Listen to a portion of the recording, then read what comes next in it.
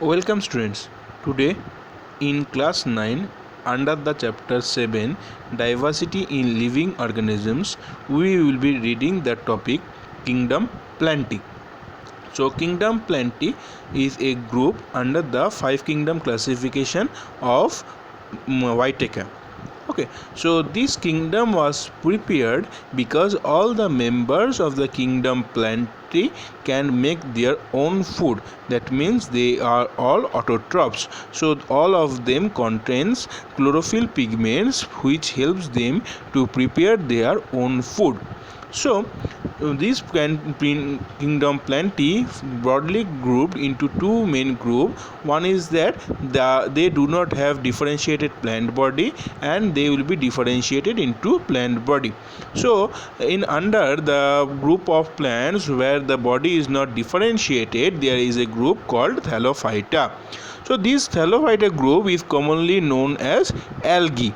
Okay, so in algae one example it is given, that is Spirogyra. So all of the members of the Thallophyta are having photosynthetic pigment for and doing the photosynthesis and autotrophs, but the body differentiation is not there or tissue formations are not there. There are simple structures, maybe filamentous or maybe forms in a colony. All of them are thalloid like structures. They does not have any body difference like leaf, root or any other structures. So there are many types of examples. Some are thread like structures named as Spirogyra. Some of them are also unicellular like Chlamydomonas, and some can forms like colony like structures, microscopic colony like structures known as volvox. So all of the members under the group of Thallophyta does not have any body differentiation. For that they are known as thallophytic plant body. Okay, so and on the other hand you have see that have differentiated plant body.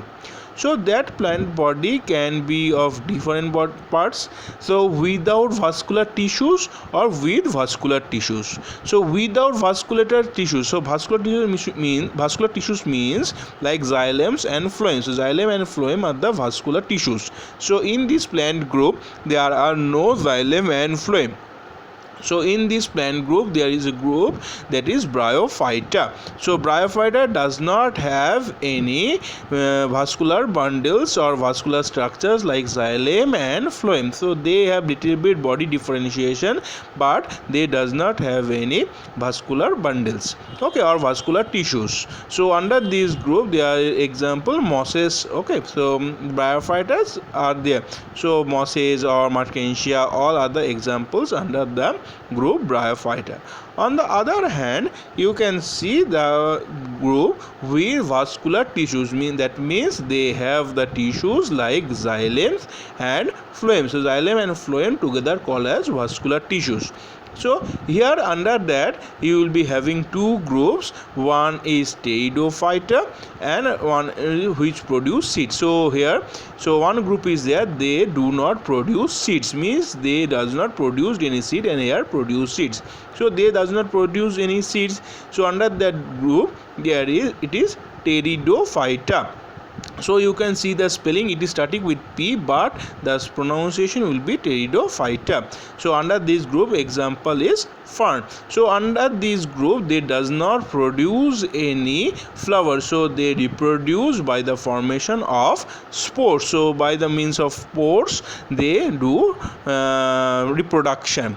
So you can see over here these three groups of plants, that is Thallophyta, Bryophyta and Pteridophyta, does not produce any kind of flowers. So they are sometimes called as cryptogams. So these three members together called as cryptogams because these three groups does not produce any flowers.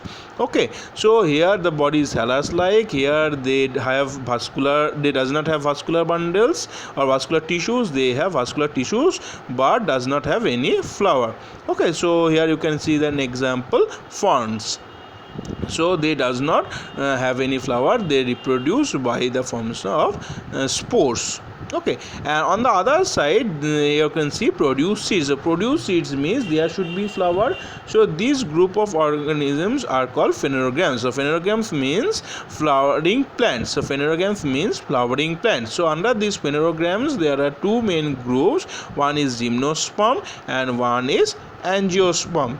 So gymnosperm means bear naked seeds and angiosperms means bear seed in fruits. So what does naked seeds means? That means they produce seed without any fruit. So under this group they does not produce any fruit. So they are just producing seeds. So seeds are not covered under any fruits. So under that you can see one group known as gymnosperm. So under that example given pinus. So pinus, these types of plants are mostly found in the hilly regions. Okay, you can also sometimes call it as a Christmas tree. So those are all pinus plants, and those does not produce any fruit. They just produce naked seeds. So that is why they are called gymnosperms. And on the other hand you can see there are fruit bearing plants are there, means these groups of plants produce seeds inside the fruits. So under the gymnosperm also there are two groups of plant. One is dicot and one is monocot.